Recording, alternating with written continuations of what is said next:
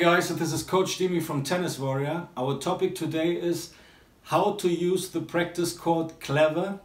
If we look onto the last 15 years, tennis has changed tremendously. It's not only that the players have much more developed athletic skills, it's also that the material has improved, and so the strain on the body and on the tour has become higher. So for that reason also the players had to adapt and had to become much more athletic. So in the process, serve and return have become big weapons for the players. And the players use serve and return for a setup to play the next shot with their forehand.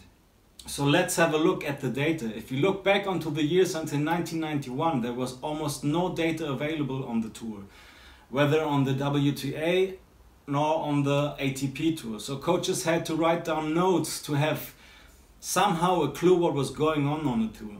And also in the times where IBM was starting to collect data, it was not so much information. But since 2015 with SAP, now the coaches are informed very well, so they can get all the statistics and all the data after every match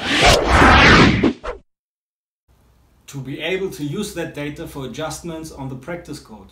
When we have a look onto the practice court on lower level, like in club level or national level, you can still see that so many coaches are working too much with the players on ground strokes and long rallies. For me, if you know that 55 to 60% of the points end in the first 4 shots, serve, return, +1, +2 is so important to integrate this into your practice. And not only to serve or to return, because serve, return, +1, +2 have to be seen as one unit. If you imagine yourself in a match and you serve or you return, how many times have you caught yourself that you don't know what to do with the +1 ball or the +2 ball? The next shot after the return or after the serve. If you don't have a plan, you don't feel secure. So it's so important to work on serve +1, +2 and return +1, +2 to be able to get into the rally and to be able to construct the point.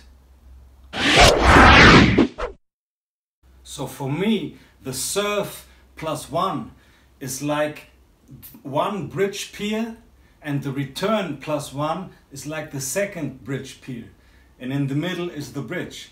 So you cannot pass the bridge if you don't have the serve +1 and the return +1. So many coaches still work only on this middle part of the bridge. But the bridge piers are the most important.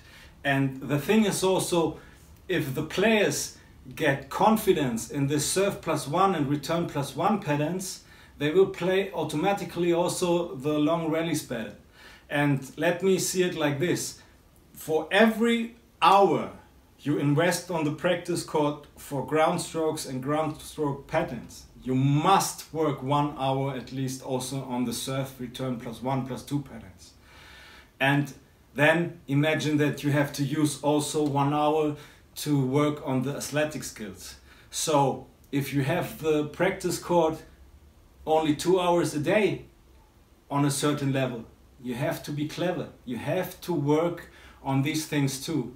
And in any way, when you're on the tournaments touring, if it is Tennis Europe, or if it is the ITF tournaments, or if it is the men's Future or Challenger Tour, or high on the ATP or WTA Tour, you always have to share the court, the practice court, with others. So you cannot force them to practice serve and return. So all the players mostly start to practice ground strokes. So you do this enough. You do this enough. So use the time which is given to you for practice wisely. This is my advice. In the following videos I show you how to work on the serve, return +1 patterns on the club level and how you can integrate this into your practice.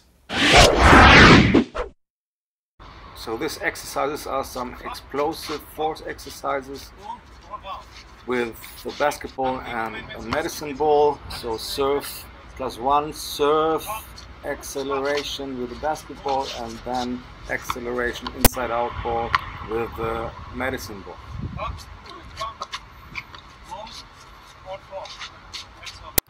These players are not as fit as they should be because they practice only 2-3 times a week for 2 hours, so maximum 6 hours.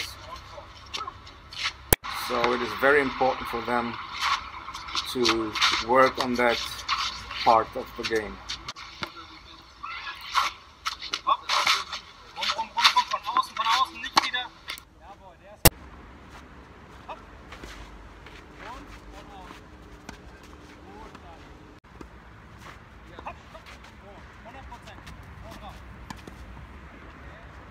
And here you see some examples for the return +1 pattern from the yet side.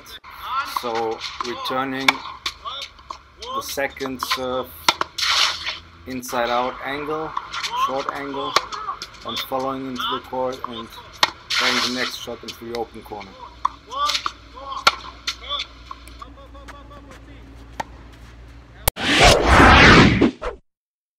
I hope you can use that information for your practice.